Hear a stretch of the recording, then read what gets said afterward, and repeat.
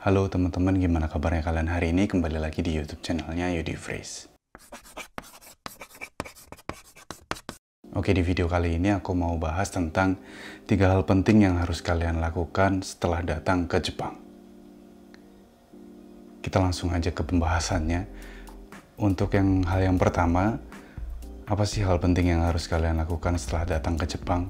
Ini aku sambil lihat catatan karena biar nggak kemana-mana pembahasannya. Di poin ini ada 3, dan yang poin pertama itu adalah 1, untuk bikin stempel atau bikin inkang. Teman-teman pasti tahu kalau yang udah belajar bahasa Jepang inkang itu apa, terus yang mungkin udah datang di Jepang pun juga pasti tahu inkang itu apa. Stempel kayak gini. Aku punya beberapa contoh stempel. Ini ada case-nya ya, jadi nggak kelihatan dalamnya, nanti aku buka juga. Nah, inkang ini kalau misalkan kalian pesan atau beli dengan namanya kalian, itu harganya sangat bervariasi. Bisa jadi antara 1.000, 2.000, atau 3.000-an. Itu tergantung dari bahan yang mau dipakai. Atau bahkan ada yang bahan yang mewah gitu, yang terbuat dari kayu apa gitu, dan mungkin dilapisin emas atau gimana. Itu ada yang kalau aku lihat di internet ada sampai yang 100.000 yen atau 1 mang. Itu juga ada yang mahal. Nah, kenapa sih kita butuh inkang kalau di Jepang? Di Jepang ini walaupun kelihatannya sih modern, tapi ada hal-hal yang masih sejak dahulu kala masih dipertahanin. Yaitu salah satunya inkang ini.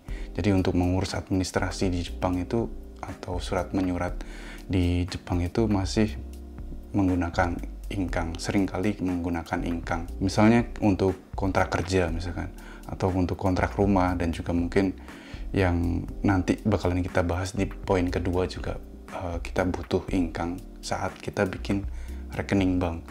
Itu ketika kita bikin komisho atau shinsei-sho, permohonan pembukaan rekening banknya, itu kita juga harus ngecap inkang kita juga kalau untuk masalah perbankan gitu. Nah, di Jepang masih memerlukan inkang. Selain itu, diperlukan juga waktu kita kerja, misalkan kalau misalkan kayak aku ini perawat atau nurse, kanggoshi, itu masih perlu inkang. Kalau misalkan ada kairang udah kita lihat gitu, kita buktiin dengan ngecap inkangnya kita, atau hangko kita butuh itu. Atau kalau misalkan kiroku, misalkan kalau di tempatku kanggo kirokunya masih dengan tegaki atau nulis tangan.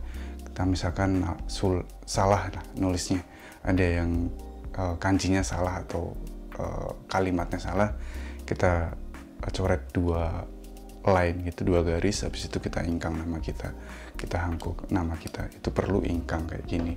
Nah, mungkin ada teman-teman yang juga kerja di Gemba yang perlu inkang juga, mungkin kita juga perlu inkang. Nah, cara bikinnya gimana? Kalau inkang ini macam-macam sih cara bikinnya. Bisa kalian langsung datang ke inkang yasang, atau inkang yasang itu yang khusus toko yang bikin inkang itu ada, masih berapa di tempat itu masih ada.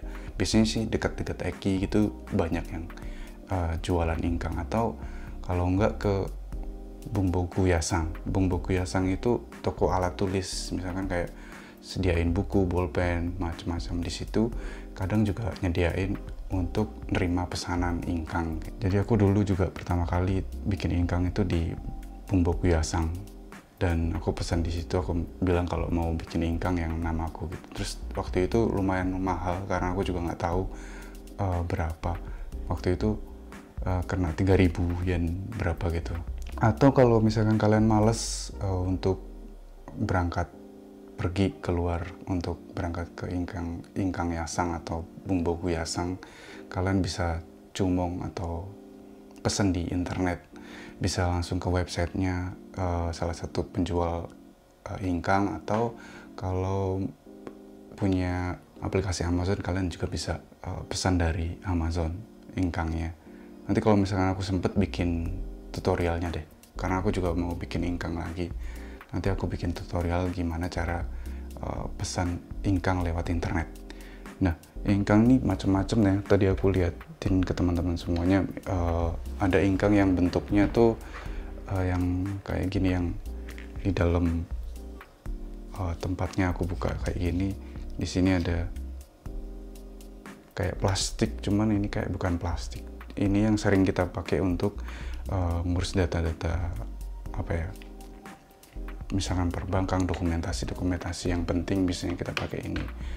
Atau yang seperti ini juga, ini sama isinya, cuman aku masukin ke case-nya. Terus ini hanko punya istriku, aku juga punya hanko, cuman aku taruh di tempat kerja kayak gini. Jadi macam-macam, kalian bisa pesen itu penting karena masih banyak yang hal-hal yang masih perlu ingkang. Oke, kita ke next point ya. Poin yang kedua adalah bikin rekening bank. Nah, untuk teman-teman yang baru datang di Jepang, aku saranin banget untuk bikin rekeningnya dengan secepatnya. Mungkin di tempat kerja kalian ada beberapa yang ngasih gajinya nggak langsung ditransfer ke rekening bank, mungkin dikasihnya langsung tewatasi atau langsung amplop gitu ya, nggak lewat rekening. Sebaiknya kalian juga punya rekening bank gitu. Nah, atau mungkin yang udah dibantu untuk persiapan menerima gaji, jadi dari perusahaan udah bantu untuk membuka rekening, itu lebih baik lagi. Nah, kalau yang belum, kalian sebaiknya segera mengurus untuk pembukaan rekening bank. Kalau yang paling banyak cabangnya dan paling apa ya, nggak hanya di kota aja, di desa-desa juga ada, itu adalah Bank Yucho. Ini yang aku juga saranin untuk teman-teman, mungkin lebih enak juga pakai Bank Yucho karena cabangnya banyak gitu ya. Nah, untuk cara bikin rekeningnya, kalian perlu siapin Zairyu Kado sama paspor, mungkin kalau perlu dibawa aja, sama ingkang yang kalian buat tadi. Terus makanya tadi aku bikin makanya aku tadi bilang kalau buat ingkang itu penting karena salah satunya untuk bikin rekening. Jadi urutannya buat ingkang dulu, terus buka rekening bank gitu ya. Cara pembukaan rekening itu gimana sih? Cara pembukaan rekeningnya kalian bisa ke bank langsung. Kalau untuk yang kalian masih baru datang ya, masih baru-baru belum mengerti cara gimana ya buka rekening gitu, sebaiknya lebih enak langsung ke banknya, bawa tadi yang aku sebutin, terus bilang kalau aku mau bikin akun rekening baru di bank ini gitu. Kalau udah, nanti bakalan dipandu sama petugasnya untuk ngisi formulir pembukaan akun rekening bank gitu.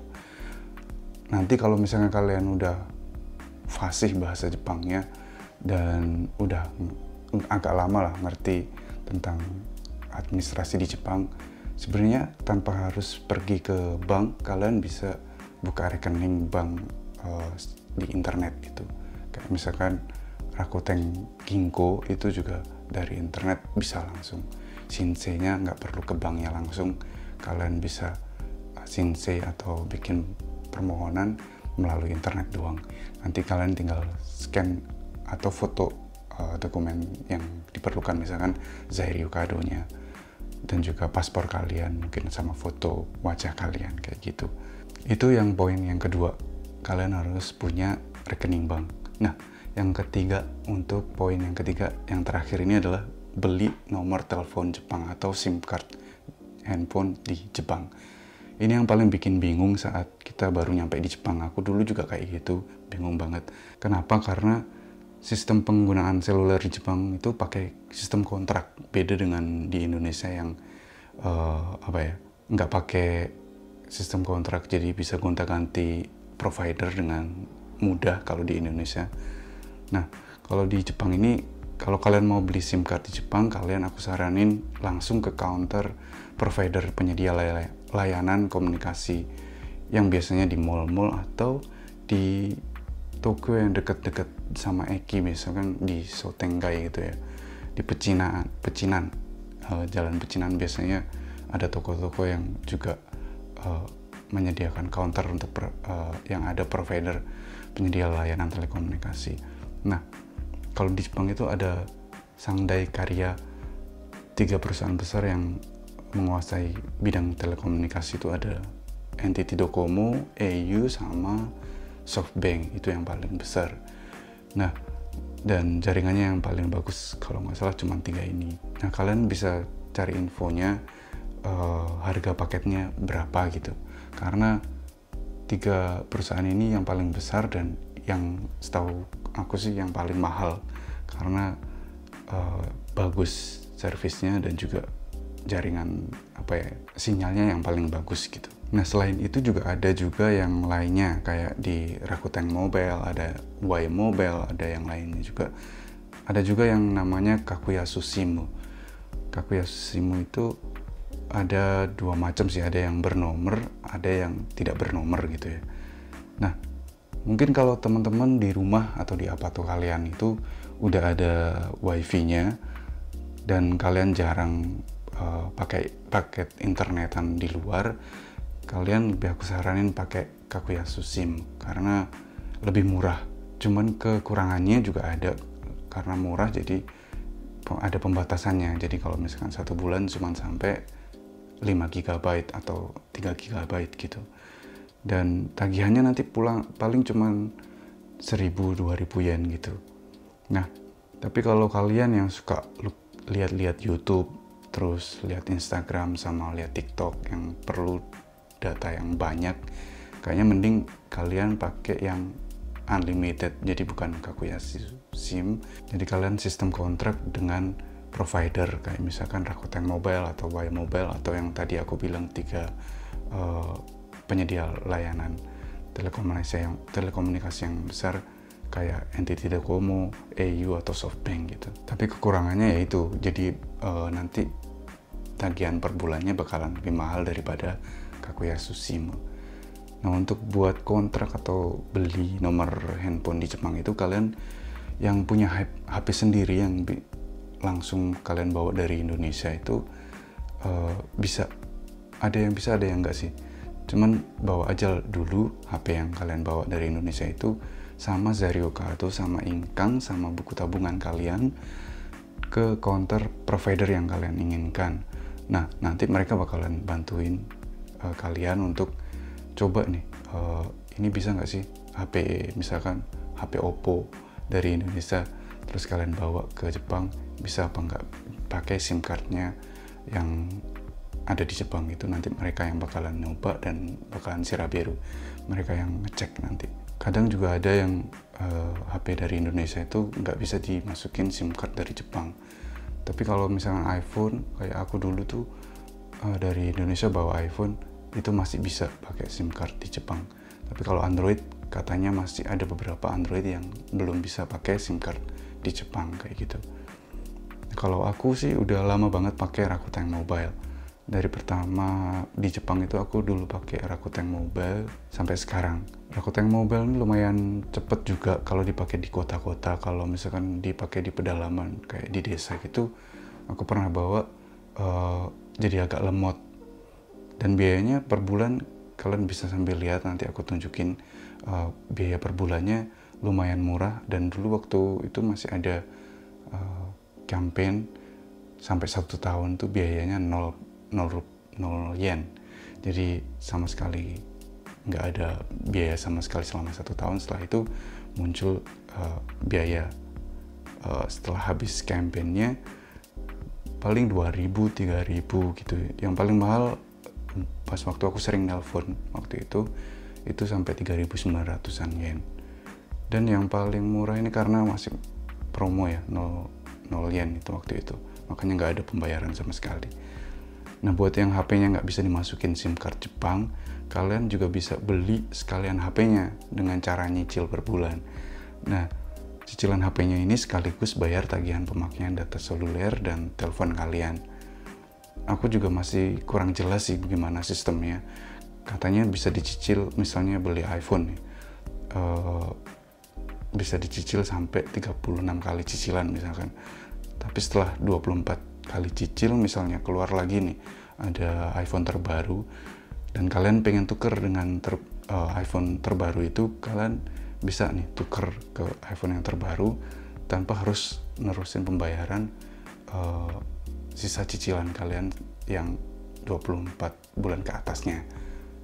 Dan aku juga masih penasaran sih, itu gimana sih sistemnya kayak gitu. Nanti aku coba pelajarin dulu, dan mungkin nanti juga akan aku buat video untuk aku sharing ke teman-teman semuanya juga. Oke teman-teman, itu dia 3 hal penting yang harus kalian lakukan setelah datang ke Jepang. Semoga infonya bermanfaat, dan juga sebenarnya ada beberapa hal lain selain 3 hal yang di atas tadi. Ada beberapa hal yang lainnya, kayak misalkan bikin akun remittance untuk bisa kirim uang ke Indonesia gitu ya. Kalian bisa pakai Kyodai, BNI Remittance, Brastel, SBI, dan lain-lain. Terus bikin kartu kredit. Kartu kredit itu juga penting untuk kita pakai di Jepang. Kalian bisa lihat video gue tentang pembahasan kartu kredit. Nanti juga ada cara bikin kartu kredit di Jepang dan lain-lain. Terus bikin My Number. My Number itu juga penting. Kalian bisa lihat videoku tentang bikin My Number dan gimana cara dapetin poin 2 mang dari My Number itu. Dan gitu ya teman-teman. Kalau mungkin ada teman-teman yang masih bingung atau ada pertanyaan yang pengen ditanyain, jangan malu untuk bikin pertanyaannya di kolom komentar.